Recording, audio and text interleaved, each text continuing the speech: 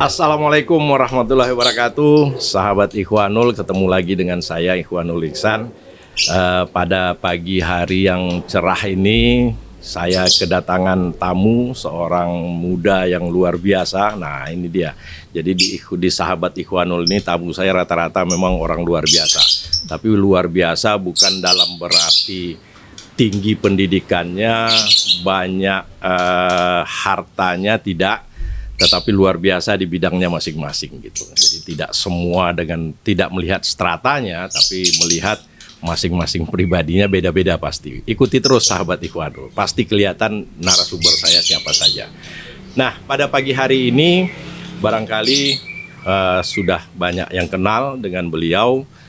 Namanya banyak di sosmed, cukup aktif, banyak berorganisasi. Kemudian beliau juga seorang dosen di Universitas Riau dan beberapa yang lain barangkali, dan aktif mengikuti perkembangan kota-kota di Provinsi Riau, khususnya di Pekanbaru.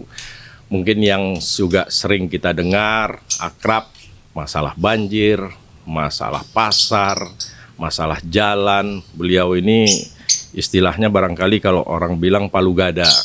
Apa lu mau gua ada. Jadi apapun yang mau kita bicarakan dia layani. Kita sapa saja Bapak Dr. Iksan. Assalamualaikum. Waalaikumsalam warahmatullahi wabarakatuh. Nah, inilah dia orang yang muda, ganteng.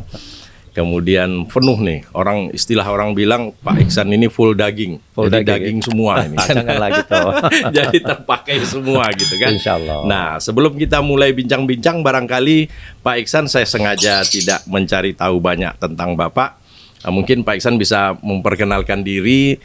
Pak Doktor ini basic pendidikannya apa? Oh ya, silakan. Saya S1 di ITB dulu, ITB. Ya, Teknik Sipil, ya. Kemudian S2, S3, Teknik Sipil juga di Amerika, ya, di Utah State University. Oh, tahun berapa itu Pak?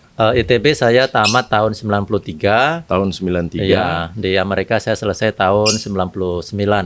Nah, tahun 2000 masuk di itu Unri. S3-nya gitu S3 ya? tahun 99 udah selesai. Jadi kenapa harus ke Amerika itu Pak waktu itu? Apa tuh dasarnya apa? Atau penunjukan apa gimana? Iya, waktu itu kebetulan ada kesempatan ya. Saya kan kerja di kampus dulu di ITB di Bandung, di LAPI Pak Iwan. Oh iya, tahu ya, kemudian lembaga pengabdian itu ya? LAPI, lembaga afiliasi, ya proyek-proyek lah istilahnya. Proyek itu kita banyak kerjasama dengan LAPI dulu. Iya, termasuk Barelang kemarin kan, yang jembatan Barelang saya ikut. Ya, jadi waktu itu ya kebetulan dosen-dosen kami banyak alumni Amerika. Jadi ya biasalah kita yang junior-junior ini kan ditawari sekolah, mau nggak sekolah? Ya mau lah Pak. Nah itu, ya cobalah lamar-lamar lah, karena mereka punya akses ke Amerika. Jadi kita ngelamar, tapi ngelamar waktu itu sekitar setahun ya prosesnya ya. Kita nunggu, terima di beberapa universitas, kemudian diseleksi, memilih yang di Amerika di Utah State. Utah itu ya? Iya, di Utah. Kalau kita kan nengok-nengok di TV aja tuh Pak, ada Utah, ada ini segala macam. Basket, Utah Jazz. Oke, baik.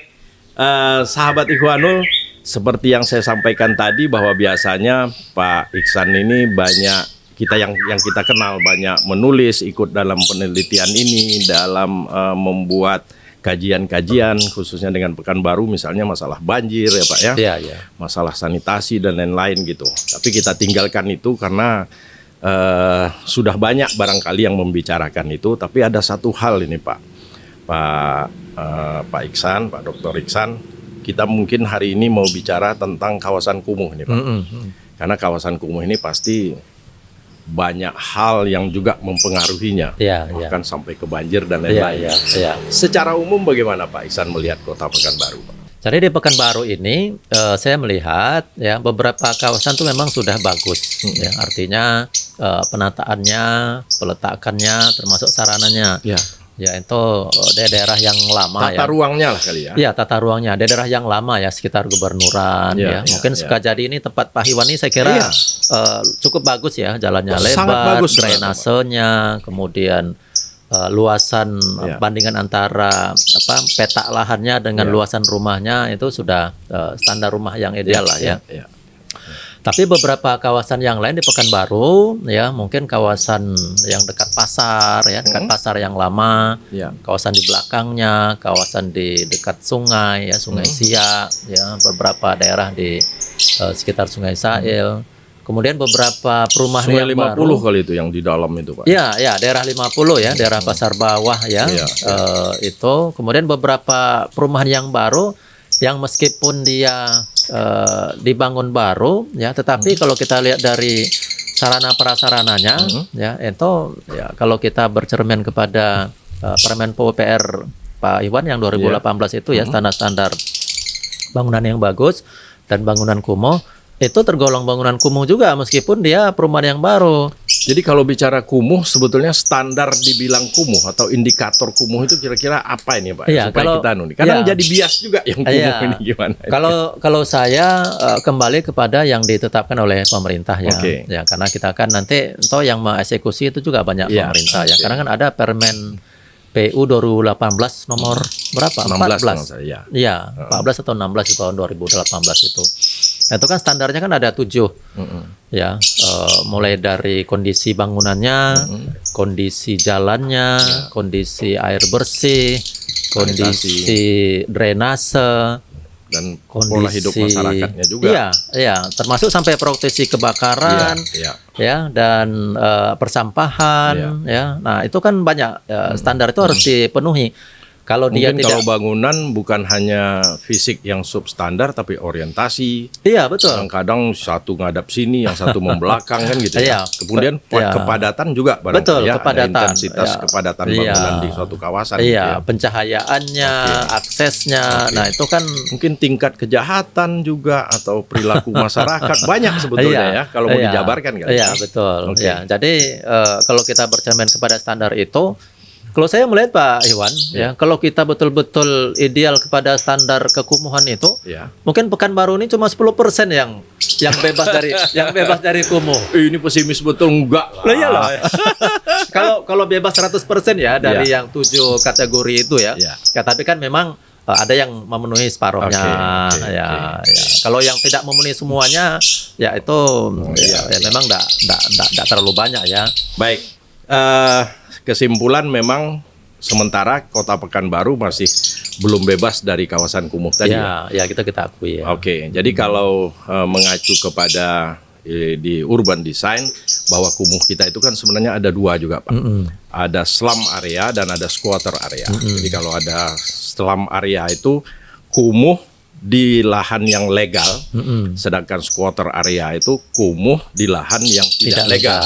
Misalnya kalau di Jakarta sepantaran kereta api, di bawah jembatan gitu. Nah, kalau kita kan masih banyak nih, betul di pinggiran Sungai Siak. Gitu. Ini bukan berarti belajar atau melihat dari Jakarta. Dulu di zaman Ahok itu dia pernah sikat semua, kan? Tapi memang waktu itu membabi buta kalau kita lihat dari sisi arsitek melihatnya. Di samping kemanusiaan ada masjid, ada kuburan lama, kan gitu kan.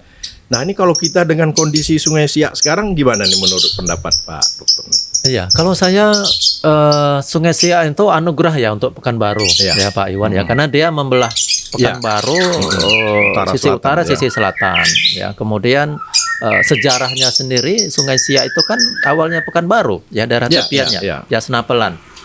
Yang sekarang kita lihat justru daerah Senapelan itu ya, jalan di pesisir Senapelan itu banyak perumahan kumuh. Jadi ini sebetulnya kan legal, Pak. Tidak legal. Artinya itu kan masuk das itu ya. Iya. Daerah alisan sungai sehingga sempadan sungai sekian meter, sungai besar kalau nggak salah 50 sampai 100 meter. Tapi mereka kan udah puluhan mungkin ratusan tahun. Iya, masalahnya kan legal nggak legalnya kan sekarang. Kalau dulu kan mana ada istilah legal itu ya. Karena mereka dulu bermukim kalau mereka sudah ada sebelum aturan itu dibuat gitu ya. Lalu sekarang ada aturan. Ini kira-kira gimana? Apa berlaku surut atau gimana nih? Kalau seandainya Pak Iksan nih sekarang yang punya wewenang untuk mengeksekusi atau untuk itu tuh jalan keluar solusinya gimana itu, Pak? Jadi tentu harus ada solusi ya, karena tujuan kita kan supaya kawasan itu bagus. Ya, kawasan itu bagus, kawasan itu tertib. Ya, mungkin bisa dibawa jalan tengah lah ya. Kalau saya melihat Mesti ada kesepakatan dengan warga. Oke, Ya, mesti ada kesepakatan dengan warga. Ya, kita bicarakan. Ya, apa solusinya kawasan itu? Ya, misalnya apakah kawasan itu dibebaskan dengan kompensasi tertentu? Ya, mungkin Kayak resettlement gitu kali. Ya, resettlement. Ya, tapi tentu, nggak gampang juga resettlement, Pak. Ya. Nah, ya artinya karena mereka hidupnya kan memang udah di situ. Gitu. Ya, artinya tentu resettlement yang menguntungkan bagi masyarakat. Ya, selama ini kan yang banyak kita resettlement, tapi mereka dipaksa. Ya. Mereka dipaksa dalam tanda petik mendiami rusunawa, ya. Lalu akhirnya dia balik lagi ke situ kan? Gitu. Iya, balik karena mereka nggak bisa hidup dengan pola itu, ya, atau dengan mata pencarian itu. Ya, artinya ini perlu pendekatan dari segi sosiologi menurut saya, ya. Jadi betul-betul diteliti keinginannya mereka seperti apa, kemudian mereka hidupnya seperti apa. Ya. Barangkali itu yang kurang kita, Mbak. Iya, ya. Jadi artinya kita pendekatan sosial, ya, pendekatan secara sosiologi, ya, itu banyak terabaikan. Saya mau tanya itu nih, mumpung Pak Iksan ini alumni sekian tahun di Amerika, melihat di kondisi di luar sana. Saya tahu seperti di Amerika, di beberapa kota di Eropa itu juga selalu melaksanakan semacam public hearing. Iya. Apapun yang akan dibangun oleh kota, biasanya warga sekitar berkumpul. Iya. Kita mau bikin pos ronda nih, contoh aja lah misalnya. Gimana nih gitu kan? Oh enggak, jangan di sini, di sana. Intinya itu dibicarakan gitu. Oh enggak, kami enggak butuh pos ronda, ngapain daerah kami aman kok. Pos ronda yang dibangun kan gitu kan. Nah, melihat di sana itu gimana sih sebenarnya proses melibatkan masyarakat dalam proses pembangunan itu gimana, Pak? Iya, jadi mereka punya city hall ya. Ya, city hall itu artinya ruangan besar di kantor wali kotanya ya, di balai situ. Kota, balai kota ya, balai kota. Masyarakat diajak ya. Saya tinggal di Logan dulu di Utah itu. Kotanya nggak terlalu besar ya. Penduduknya sekitar 100.000. 50.000-nya mahasiswa. 50.000 masyarakat di sana. Mereka untuk menentukan rute bus aja. Iya. Itu. Rute bus. Iya. Itu dipanggil masyarakat. Ayo, siapa yang mau memberikan masukan tentang rute bus kita? Kita mau bikin Pekanbaru Panam nih kan gitu. Iya. Rutenya lewat mana?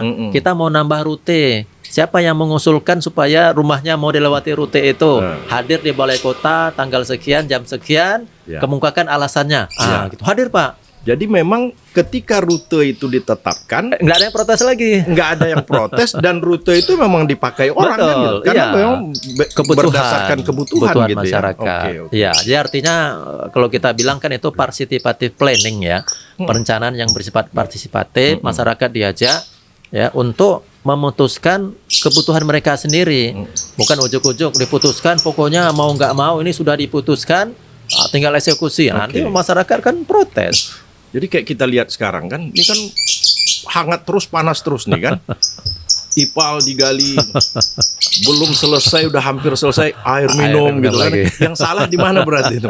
Mungkin yang tadi itu ya, semacam mengkomunikasikan, mensosialisasikan, mengajak gitu ya. Saya kebetulan kan ngajar di S2 Urban Sociology juga, Pak Iwan, di FISIP Unri ya. Jadi pembangunan perkotaan dari pendekatan sosial. Ya, jadi pendekatan sosial itu di FISIP itu ya. Di FISIP. Saya daftar nggak diterima-terima terus. Pengajar.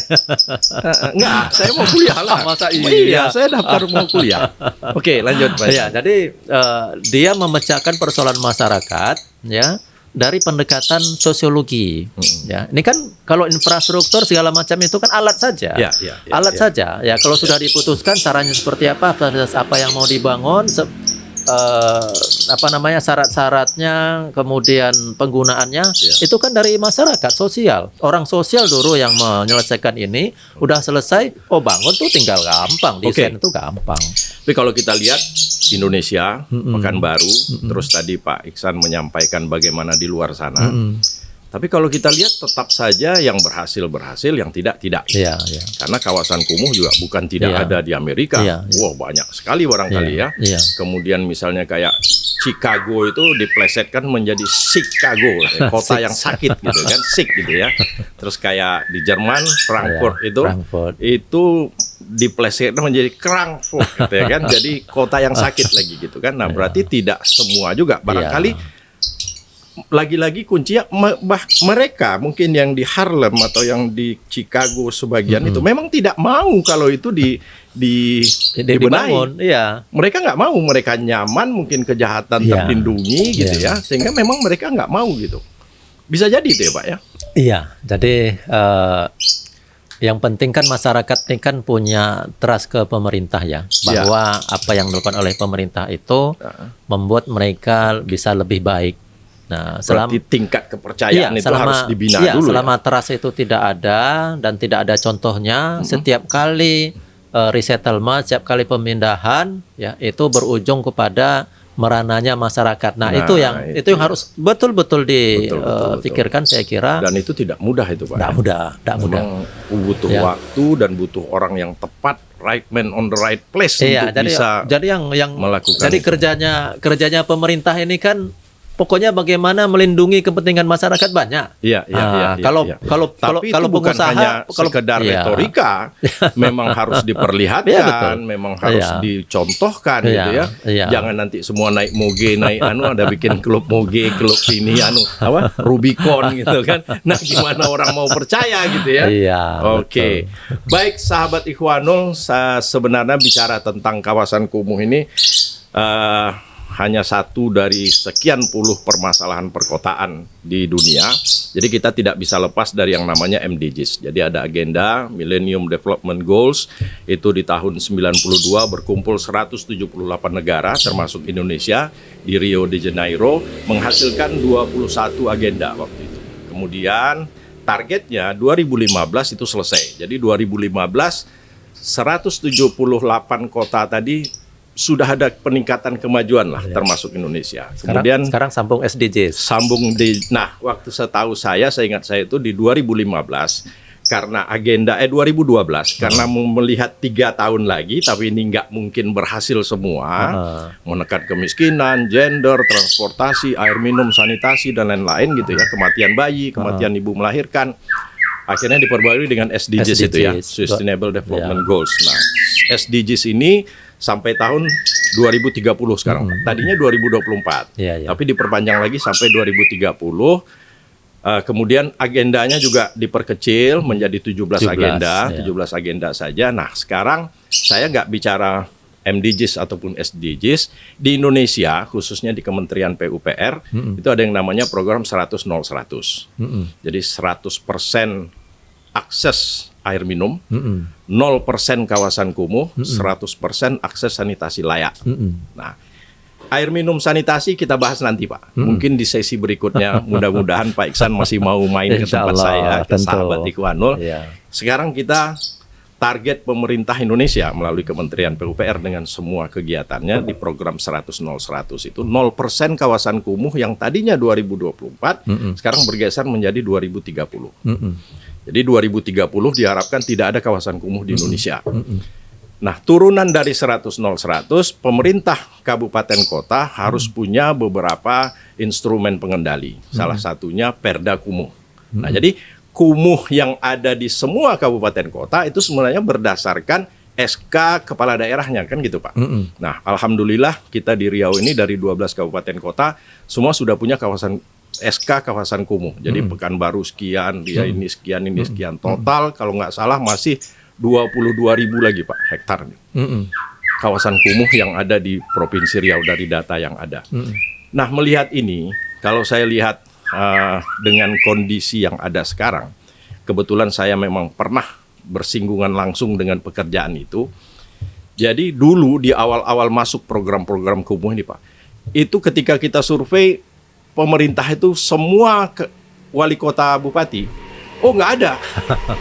Takut kabupaten kami nggak ada yang kumuh. Takut dibilang kabupaten kotanya jelek ya. Kota kumuh gitu kan. Jadi nggak ada. Tapi ada beberapa kabupaten yang memang menyampaikan data apa adanya, sampai 100 hektar, ada yang 200 hektar gitu ya. Saya koreksi tadi bukan 22.000 tapi 2.600 sekian hektar ya. Yang kawasan kumuh di Provinsi Riau terbagi di 12 kabupaten kota.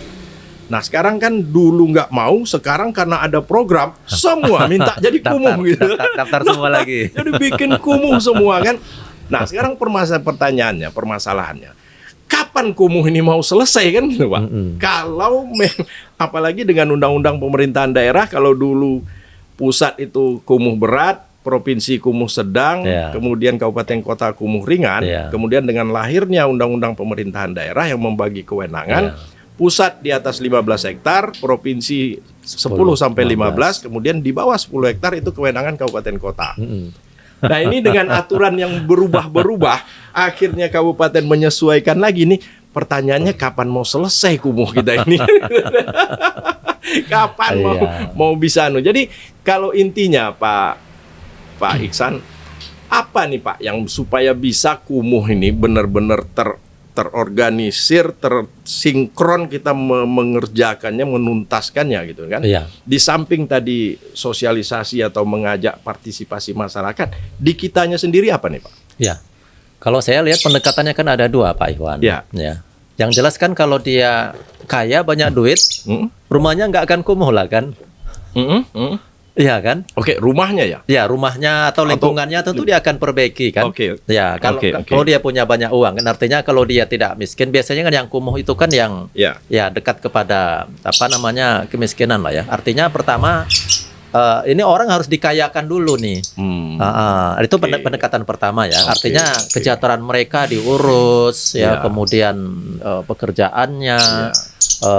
Sehingga mereka bisa mengurus rumahnya dan keluar dari status kumuh itu. Kalau sudah di posisi itu mungkin nengok jalan keluar agak mungkin udah merasa gimana gitu kan. Mereka kompak kan perbaiki. Kalau mereka penghasilannya artinya di atas sudah memadai itu yang pertama. Kemudian yang kedua, tentu pemerintah mesti membantu. Artinya membantu memberikan jalan keluarnya. Kalau terkait dengan lingkungan, itu kan salah satu kumuh itu kan misalnya banjir. Kalau standar kumuh di PUPR itu 30 cm air tergenang selama 2 jam, 2 kali setahun, itu masuk kumuh dari segi drainasenya. Nah, sekarang itu bagaimana kita membereskannya? Karena permasalahannya bukan hanya drainase di perumahannya, di pemukimannya, tapi sambungan drainase dari pemukiman ke saluran drainase kotanya yang tidak ada. Sekunder, primernya ya. Jadi saluran yang hierarki di atasnya itu tidak ada, nah itu kewajiban kota atau kewajiban provinsi. Nah itu yang pemerintah ngurus kumuhnya itu. Kita tinggalkan dulu air minum sanitasi karena nanti PR kita berikutnya. Nah sekarang terhadap kumuh-kumuh yang ada ini, kalau ini Pekanbaru masih ada banyak sekali loh Pak. Masih, kalau saya tidak salah SK Wali Kota terakhir itu 2021 itu masih sekitar 200 lebih hektarnya. Itu baru, kumuh yang baru ini kan gitu.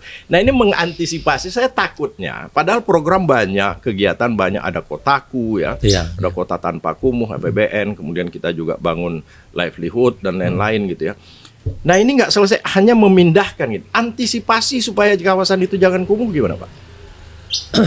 Jadi ini kumuh nih, kita benahi, tapi luasnya nggak bertambah-tambah, berarti memindahkan kumuh dari A ke B kan gitu. Atau kita bangun Tenayan misalnya. Saya khawatir Tenayan itu jadi kawasan kumuh nanti jadinya kan gitu. Nah, apa nih Pak langkah apa yang harus jadi tempuh baik oleh pemerintah maupun masyarakat? Jadi untuk kawasan-kawasan yang lama, kawasan-kawasan yang lama tentu perlu pembenahan. Artinya dari fasilitasnya, kemudian sudah Pak, sudah dilakukan pada beberapa sudah kita lakukan. Misalnya kawasan 50, Senapelan, Kampung Bandar, kampungan sudah masuk semua itu. Kalau kawasan yang lama katakanlah beberapa sudah tapi mungkin beberapa tapi masih kumuh juga kan gitu. Masalahnya tadi Pak. Apa ini? Masalahnya tadi yang tinggal di sana. Yang tinggal di sana tuh belum sejahtera. Jadi kita lupa, kita sibuk membangun infrastrukturnya, jalannya, padahal mereka kayak di jalan perdagangan. Itu yang jual ban bekas, barang-barang bekas. Itu kan udah dibangun itu Pak. Betul. Jadi saluran digali kembali, kemudian tutup, ada pedestrian, ada kasih lampu-lampu yang model cantik-cantik sekarang kan. Tapi begitu selesai serah terima, mereka jualan di atas trotoar lagi kan gitu. Berarti mungkin melibatkan masyarakat satu, kemudian mereka tidak disediakan space untuk itu gitu kan. Jadi artinya dari segi ekonominya juga mesti dibenahi.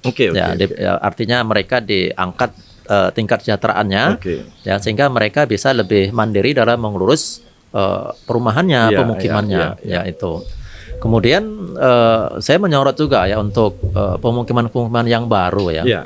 Itu persyaratan-persyaratan lingkungannya ya itu harus dipenuhi juga. Ya, jadi artinya banyak perumahan-perumahan yang baru ya itu yang ya misalnya standar-standar pengelolaan sampahnya seperti apa, standar-standar pengangkutan, pewadahan, ya itu kalau nggak diurus itu jadi kumuh juga. Iya pasti. Ya, kemudian drainasenya, ya kalau nggak diurus, ya itu jadi kumuh juga meskipun awalnya baru bagus, ya tetapi lama kelamaan, nah ini menyisakan problem juga. Ya itu yang kata Pak Iwan, ini memindahkan dari yang sini sudah selesai. Tambah lagi di sini ini jadi kawasan kumuh baru. Kumuh baru lagi nggak selesai dia kan. Nah misalnya kalau misalnya begini gimana Pak Iksan, pandangan Pak Iksan, salah satu instrumen yang bisa mengendalikan kumuh di samping membenahi yang sudah ada tadi kan bisa melalui peraturan regulasi yang ada. Contoh misalnya ketika orang mengajukan IMB yang sekarang namanya PBG ya, persetujuan bangunan gedung, itu kan bisa dipersyaratkan semua itu. Betul. Kemudian begitu juga dengan pengembang. Pengembang bangun, sekarang ini hampir mereka bangun rumahnya aja. Iya. Tapi bagaimana drainasenya apa semua ruang terbuka kan ya enggak. Harusnya kan di PBG dipersyaratkan itu dulu gitu. Sehingga daerah yang baru dibangun tadi tidak akan kumuh kan gitu. Nah itu gimana Pak Iksan menerapkan aturan kalau di PBG-nya sampai pemberian izin syarat-syarat dilihat ini rencananya gimana, itu nggak ada masalah mungkin Pak Iwan, kita bisa lihat ya. Tapi yang mengawasinya gimana? Cukup nggak, punya nggak kita orang untuk mengawasinya di di PU Perkim ya atau instansi yang mana, jadi dinas teknis, punya nggak orang mengawasinya itu?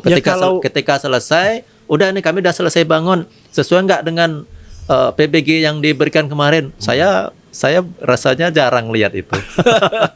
Tapi harusnya kan punya ketika kita mau ketika saya mau beli mobil.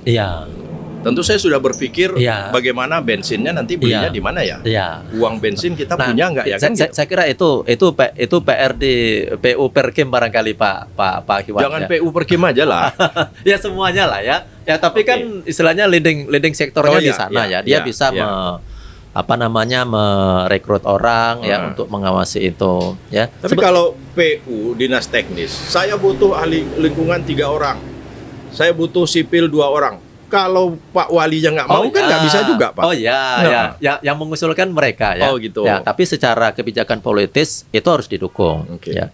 Ini bagus sebetulnya ya PBG yang baru ini, kemudian peraturan-peraturan undang-undang cipta kerja sudah ini ya bagus ya. Cuma bagus artinya seperti itulah yang kita inginkan. Ya, saya ingat dulu waktu di Amerika Pak Iwan. Ya, kami dulu kan sekolah susah ya.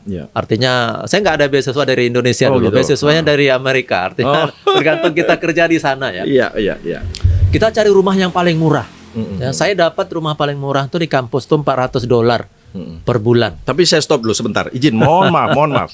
Jadi sahabat Ikhwanul, ini satu lagi ketemu kita. Kalau kemarin saya podcast dengan Pak Gun Faisal, yang sekarang lagi ngambil doktor di UGM, itu dia mohon izin, ini hanya menyampaikan motivasi buat generasi muda yang ada. Ya.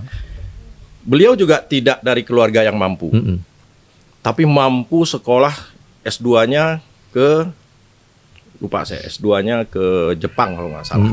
Dia ambil di Jepang. Oh ya Jepang dia. Dia ambil Jepang ya, S2 di Jepang. Nah itu beasiswa. Nah sekarang ini terbukti satu lagi. Nggak beasiswa. Bukan beasiswa dari Indonesia, beasiswa dari Amerika. Berarti tidak ada alasan orang tua miskin tidak mampu, bukan alasan untuk maju. Ini khusus kepada semua generasi muda yang ada. Anda bisa. Tidak ada yang tidak bisa. Tinggal bagaimana memanfaatkan potensi diri, serius sekolah, belajar. Nah ini buktinya satu lagi. Jadi tidak ada alasan untuk seperti itu. Silakan lanjut. Lanjut Pak Iwan ya. Jadi kami nyari rumah yang paling murah itu $400 itu paling murah di kampus kami dapat.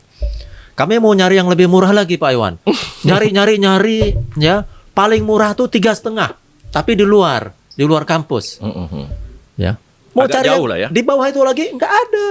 Paling murah itu udah. Ya, 3,5 tuh paling murah, di bawah tuh nggak ada lagi. Itu berapa juta kira-kira itu ya? Ya, kalau kali 10.000 aja ya, berapa ya? 35 ya? 35 juta ya. Tapi ya kita di sana bisa menghasilkan $1.000, 1.500 per bulan ya. Iya.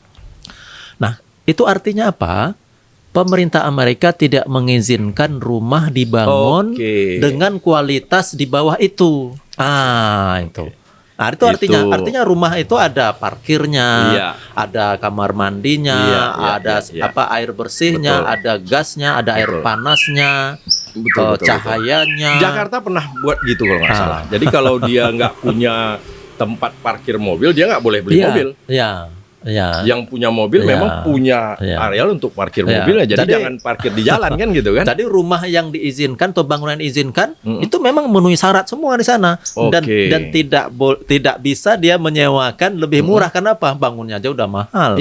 Tapi kalau Indonesia kan mungkin efeknya lingkungan jadi bagus, tertata. Nah, saya mau nyampaikan itu sebetulnya landasannya bagus, cuma mungkin kita ada peralihan lah ya.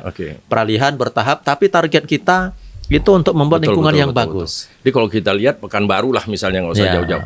Asal ada tanah kosong, dia bangun pakai kayu semi permanen, sewakan gitu, habis itu terbakar. Ya, karena jalan aksesnya nggak ada, gitu. Untuk airnya susah. Tapi emang kerja berat juga bagi pamong yang ada di kota-kota kita. Saya melihat ke depannya itu bagus.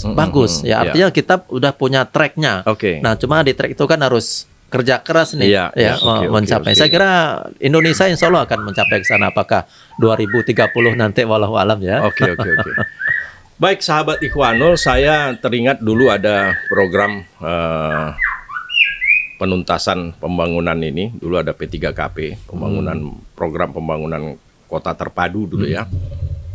MUDP, BUDP, Bandung Urban Development Program, Medan Urban Development Program gitu. Nah, di situ ada yang namanya, sebelum itu dibuat perencanaan matang, makro dan mikronya, ada yang namanya LIDAP. LIDAP itu Local Institution Development Action Plan. Jadi ketika kita mau ngapa, pemerintah itu udah siapkan dulu. Kira-kira seberapa penting atau seberapa lemahnya kita terhadap itu, Pak. Contoh misalnya seperti yang Pak Ihsan sebut tadi. Kita harus siapkan tenaga-tenaga yang mampu berkomunikasi, kemudian mungkin bagaimana supaya masyarakat di sana bisa memahami tentang ini. Kan kita nggak punya, Pak. Iya. Nah, sejauh mana pemerintah, jadi kalau mau membangun bandara, ya terimalah sarjana-sarjana perhubungan, sarjana yang mengerti traffic udara gitu yang atau kita mau bangun jalan tol nih. Tentu kita di PUPR harus banyak tenaga sipil, lalu lintas, sipil kan gitu. Kalau sekarang kan enggak. Bangun aja dengan apa adanya kan gitu. Nah, sejauh mana harusnya pemerintah kota berpikir ketika mau membangun ini, kita harus siapkan dulu ini kan gitu. Jadi ada rencana aksi untuk menyiapkan lokal institusi gitu kan. Nah, gimana itu Pak? Kalau saya kira itu keharusan ya. Kalau kita punya kerja besar, ya kita harus siapkan manpowernya dulu. Kan, ya, manpowernya disiapkan, apa yang mau dilakukan. Ya, jadi orang yang kita siapkannya inilah yang akan mengawal nanti ya kerja besar ini. Ya, termasuk ya kalau pemukiman ini menurut saya kerja besar nih Pak. Kerja besar Pak Iwan ya. Masyarakat itu bingung dia. Yang bagus tuh seperti apa sih Pak? Ya, yang bagus tuh seperti apa? Ini dia garis sempadan aja nggak tahu. Ya, misalnya kan, ya masyarakat bangun mepet-mepet ke jalan. Ya, kemudian mohon maaf di depan-depan gang kita tuh dibangun portal gapura. Itu nanti kalau mobil pemadam kebakarannya lewat di sana gimana nanti kalau terbakar? Dan polisi tidur, ada jalanan yang banyak kali gitu kan. Polisi tidur, kemudian akses mobil-mobil itu ke perumahan-perumahan kita itu kan harus dijamin. Ya, kendaraan pemadam kebakaran bisa lewat. Nah, yang seperti itu perlu penjelasan ke masyarakat. Ya, perlu pengawasan. Ya, sehingga kalau kita mau menata ya orangnya harus kita siapkan, harus banyak ini ya. Apakah namanya penyuluh atau pengawas ya itu mesti siap. Jadi menambah tenaga itu juga bukan berdasarkan kebutuhan tapi lihat kebutuhan lapangan dan 5 tahun yang akan datang kita mau bangun apa kan betul. Harusnya ke sana gitu kan. Iya, betul. Jadi ketika ini dibangun ini udah siap untuk dioperasionalkan gitu kan. Ya, termasuk ya perencanaan kawasan yang baru ya. Ya, kalau sekarang ini kan kalau kita lihat pengembang-pengembang itu ya itu dia membuat tapak rumahnya itu ya itu menurut kebutuhan dia aja. Ya. Mestinya kan pemerintah bisa menggambarkan tuh ini nanti perumahannya kalau mau dibuat ini jalannya sini ya, karena ini jalannya menghubungkan antara jalan yang lama dengan yang jalan baru. Nanti hadapnya ke sini. Pemerintah sudah bisa men-sketch calon-calon perumahan baru. Kemudian kalau perlu jalannya dibangun pemerintah dulu. Jangan nanti dulu jangan nanti perumahannya sudah siap, jalannya nggak siap. Masih jalan tanah, becek, tumbuh lagi ya. Termasuk barangkali waktu proses persetujuan bangunan gedung atau PBG itu, misalnya ketinggian ketinggian. Kalau kita lihat sekarang Pak, nggak usah jauh-jauh lah di sepanjang jalan rumah saya ini aja. Ini karena ini rumah dibangun oleh kakek saya tahun 70. Oh lama ya. Jadi berarti PL-nya 0 gitu ya, sama dengan jalan atau di atas jalan sedikit lagi. Tapi kalau kita lihat rumah-rumah yang baru itu ada yang 1 meter Pak, ada yang 50 cm gitu kan. Nah, yang tadinya air ini tidak pernah banjir, sekarang sudah mulai banjir, sudah mulai tergenang. Karena ini tinggi, air ini kemana? Airnya kan nggak mungkin hilang. Air mencari yang rendah, yang rendah. Kalau dulu berbagi ya. Nah sekarang misalnya contoh rumah paling ujung itu rumah yang paling lama, saya lihat, yang paling lama, itu setiap hujan air ke sana semua gitu. Nah harusnya kan lagi-lagi nih pengaturan ketika PBG Pak. Penentuan 0 itu pel itu harusnya kan ditetapkan. Dan ketika izin diberikan pembangunan pemasangan bauplang itu harusnya kan orang dinas teknis datang. Boleh lantainya segini, garis sempadan bangunannya sekian, dipasang bauplang, inilah yang dibangun kan gitu. Itulah yang saya selalu berkata. Saya kan anggota PBG juga Pak Iwan. Anggota TPA. TPA di PBG. Ini saya pikir itu yang dulu TABG ya. Iya, betul. Sekarang TPA. Sekarang TPA. Tim profesi ahli. Sekarang ini kalau kita memberikan izin, dia mengawasinya, diawasi nggak ini nanti saya tanya. Berarti nggak mau disalahkan TPA kita ini. Ini yang artinya apa yang disebutkan tadi Pak Iwan tadi, PL-nya tuh siapa yang ngeceknya tuh ketika dibangun? TPA ke sana. Nah, kalau PU nggak semuanya bisa disalahkan karena ketika dia mau merekrut misalnya, Pak kami nggak dikasih Pak anggaran untuk itu. Itu kan susah Pak. Masih banyak PR. Masih banyak PR yang harus kita pikirkan untuk bukan Pekanbaru lah, kita jangan bicara Pekanbaru, nanti marah pula Pak Wali sama kita kan. Kita bicara Riau secara keseluruhan sebenarnya harus memikirkan itu. Betul. Jadi mulai memikirkan tentang local institutionnya, kemudian keberadaan pengawas bangunan. Dulu ada Pak. Kemudian ada dulu namanya PPNS, pejabat penyidik pegawai negeri sipil. Itu ada yang bangunan, ada yang kehutanan, kan ada PPNS itu. Sekarang bangunan lebih banyak, malah orangnya nggak nampak lagi ya. Nah, Pak Iksan, tadi terkait dengan pembagian kewenangan tadi, dengan undang-undang pemerintah daerah tadi ya, ada kewenangan pusat, provinsi, dan kabupaten kota. Nah, kalau kita lihat memang kencang di APBN di pusatnya, tapi provinsi dan kabupaten kota masih agak slow respon terhadap penanganan kawasan kumuh. Itu tidak bisa kita pungkiri, itu kita bicara by data, ada data tentang itu gitu. Terus apa nih tanggapan? Apakah memang ini APBD kabupaten kota kita tahulah berapa?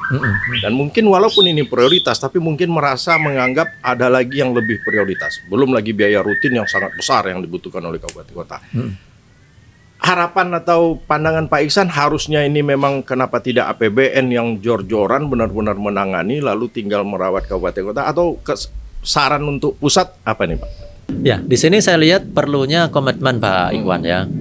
Kalau pusat membiayai untuk penanganan pemukiman kumuh, perumahan kumuh, itu kan kawasannya besar seluruh Indonesia. Itu tidak akan mungkin tercover untuk daerah kita semuanya. Nah, karena itu daerah juga perlu berkomitmen ya. Kalau dulu saya hafal itu Indonesia luas kumuhnya masih sekian. Kalau sekarang udah nggak lagi. Jadi provinsi tidak boleh lepas tangan ya. Provinsi kan secara real kan tidak punya wilayah dia, katakanlah demikian kan. Nah, dia uangnya mesti dia keluarkan juga untuk itu. Ya, kemudian apalagi kabupaten kota. Kalau perlu dibuat aturan Pak Iwan. Ya, sharing-sharing. Misalnya kalau pusat 10 miliar, provinsi 10 miliar, daerah 10 miliar juga misalnya gitu kan. Nah, jadi kan kalau mau, kalau ada yang nggak mau ini nggak jadi turun nih kan gitu. Jadi turun. Jadi terpaksa harus kita siapkan sama-sama punya tanggung jawab kan. Ya kalau nggak itu nanti lepas-lepas ini kan biar aja lah pusat aja lah yang bangun, kami santai-santai aja toh. Pusat kan pasti bangun. Menurut saya yang terjadi begitu. Jadi kalau ada komitmen sharing seperti itu, nah jadi semangat semua kan. Ini persis sama seperti Pamsimas, Pak. Iya. Penyediaan air minum berbasis masyarakat, itu ada yang HID, ada yang HKP, ada yang reguler. Nah itu kalau APBN masuk, 4 desa, satu desa harus kabupaten kota. Dan ketika kita bangun 4 desa, Pamsimas di 4 desa, tahun ini misalnya tapi APBD tidak menganggarkan, nggak jadi turun. Nggak jadi, ini jadi turun, tapi ini utang kabupaten di tahun depan. Tapi ketika tahun depan dia tidak anggarkan 2 desa, nggak akan dilanjutkan. Ini nggak lanjut lagi gitu. Nah itu ternyata berhasil. Jadi sekarang kalau Pamsimas itu kabupaten kota, dia pasti bangun. Karena kalau enggak, dia pasti rugi nih. Hanya gara-gara 1 desa yang harus dia bangun, tapi dia rugi 4 desa misalnya kan begitu. Mungkin kawasan kumuh harusnya juga begitu. Jadi sekarang Pak Ihsan, ada data-data kita terakhir dari 2015 sampai 2021, itu masih ada 2 kabupaten kota yang 0 kegiatan penanganan kumuhnya, Pak. Baik APBN, APBD provinsi maupun APBD kabupaten kota. Itu ada 2 kabupaten yang 0. Berarti tidak ditangani lah gitu. Tidak usah disebutkan Pak Iwan. Tidak usah disebutkan ya. Tapi datanya sahih ada. Saya dapat dari kantor ya. Nah ini kan sayang gitu. Berarti kita hanya bisa menyampaikan ajakan himbauan lah barangkali ya. Karena pembangunan kumuh ini kan pengaruhnya besar ya. Tingkat kesehatan masyarakat. Stunting. Produktivitas masyarakat, stunting juga. Kalau sekarang ada lagi kemiskinan ekstrim gitu ya kan? Betul. Betul. Jadi haruslah komitmen bersama saya kira. Baik, sahabat Ikhwanul, kayaknya tidak terasa waktu sudah melebihi dari yang seharusnya ini, karena kalau kita bincangkan terus ini nggak ada selesai-selesainya. Itu baru dari hal-hal yang umum saja. Karena bicara tentang kawasan kumuh memang tidak bisa terlepas dari air minumnya, sanitasi layaknya, kemudian juga mata pencaharian penduduknya sendiri kan gitu kan.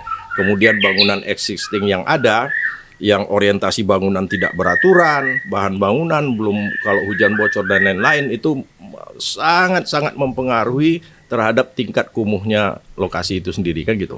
Nah sekarang terakhir barangkali Pak Dr. Ihsan, closing statement, apa yang Bapak harapkan khususnya untuk kita ke depan ini, Riau atau Pekanbaru lebih khususnya lagi, apa nih Pak? Silakan Pak. Silakan. Kalau untuk pembangunan kumuh ya, saya lihat itu track yang disiapkan oleh pemerintah ya, melalui perangkatnya, aturannya, kemudian lembaga-lembaga yang ada, ya itu menurut saya sudah cukup ya. Artinya kita sudah tahu tracknya, apa yang mau dilakukan, targetnya apa. Ya, cuma memang tinggal lagi perlu komitmen ya, komitmen saya kira ya. Komitmen ini kan tadi disebutkan ya, kita butuh pengawas, kita butuh perencanaan yang bagus ya, itu perlu manpower ya, perlu lembaga yang kuat ya, itu semuanya butuh dana ya. Kalau kita mau pemukiman kita bagus ya, jauh dari kumuh, tentu pengawasannya, penyuluhan ya, kemudian kalau untuk memperbaiki butuh dana untuk membangunnya. Tapi untuk bangunan-bangunan yang lain yang perlu pengawasan ya, supaya yang baru nih jangan jadi kumuh lagi gitu, menambah ya, itu pengawasan ya, pengawasan, penyuluhan dan pengendalian ya, pengendalian itu perlu manpower, perlu orang pemerintah daerah ya, khususnya kepala daerah tentu harus secara politis membackup, dananya mesti disiapkan. Jangan mau bagus-bagus saja tapi nggak mau membiayai orang untuk mengurus itu. Oke. Baik sahabat Ikhwanul semua, saya pikir barangkali untuk sesi pagi ini demikian yang bisa kita perbincangkan. Pasti belum lah, masih banyak ya Pak Ihsan yang harus kita diskusikan terkait kawasan kumuh. Tapi kami berharap mudah-mudahan diskusi kami pagi ini bisa menjadi pencerahan, bisa bermanfaat bagi semua pihak yang terkait, semua stakeholder yang terkait, pemerintah, swasta, masyarakat. Mungkin kita belum bicara peran swasta dalam penuntasan kumuh ini bagaimana lagi, mungkin ada CSR, pembangunan kawasan-kawasan baru, atau mungkin ada pabrik, bagaimana menyiapkan lingkungan pabrik supaya tidak jadi kumuh. Mungkin masih banyak hal, tapi barangkali demikian saja untuk sesi kali ini. Demikian, banyak maaf, billahi taufiq wal hidayah. Wassalamualaikum warahmatullahi wabarakatuh. Salam.